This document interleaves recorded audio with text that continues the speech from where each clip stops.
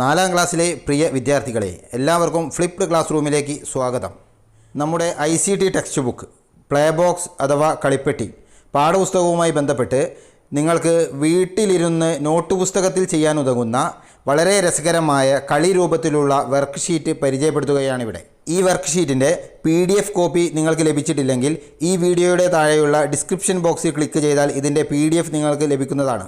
Work ഷീറ്റിനെ കുറിച്ച് വിശദീകരിക്കുന്നതിന് മുമ്പ് ഈ ചാനൽ ഇനിയും സബ്സ്ക്രൈബ് ചെയ്യാത്ത ആളുകൾ ഇപ്പോൾ തന്നെ ഈ വീഡിയോയുടെ താഴെയുള്ള ചുവന്ന നിറത്തിലുള്ള സബ്സ്ക്രൈബ് ബട്ടന് മുകളിൽ ഒന്ന് ക്ലിക്ക് ചെയ്യുക.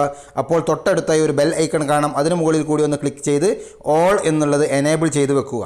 കൂട്ടുകാരെ, നിങ്ങൾ ആദ്യം ചെയ്യേണ്ടത്, നിങ്ങൾ വർക്ക് ഷീറ്റിൽ കാണുന്നത് പോലെ 1 മുതൽ 5 വരെ നമ്പർ എഴുതുക. അതിന് നേരെയുള്ള ചതുരക്കള്ളികൾ നിങ്ങളുടെ നോട്ട് പുസ്തകത്തിൽ വരയ്ക്കുക.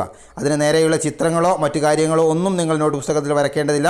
നമ്പറുകളും ചതുരക്കള്ളികളും മാത്രം നിങ്ങൾ നിങ്ങളുടെ നോട്ട് പുസ്തകത്തിൽ വരയ്ക്കുക. വർക്ക് ഷീറ്റിന് മുകളിലായി 5 പദങ്ങൾ നിങ്ങൾക്ക് തന്നിട്ടുണ്ട്. ഈ 5 പദങ്ങളും കമ്പ്യൂട്ടറുമായി ബന്ധപ്പെടുന്നതാണെന്ന് നിങ്ങൾക്ക് കണ്ടാൽ അറിയാം. സാറ് ആദ്യം അതൊന്ന് വായിക്കാം. ഒന്നാമത്തെ പദം കീബോർഡ്, രണ്ടാമത്തെ പദം മോണിറ്റർ, മൂന്നാമത്തെ പദം ലാപ്ടോപ്പ്, നാലാമത്തെ പദം മൗസ്, അഞ്ചാമത്തെ പദം ഡെസ്ക് ടോപ്പ്. വർക്ക് ഷീറ്റിൽ 1 എന്ന നമ്പറിന് നേരെയുള്ള ചിത്രം ഏതിനെയാണോ സൂചിപ്പിക്കുന്നത് അതിൻ്റെ പേര് നിങ്ങൾ മുകളിൽ നൽകിയിരിക്കുന്ന കള്ളികളിൽ നിന്ന് കണ്ടെത്തി അതിന് നേരെ എഴുതണം.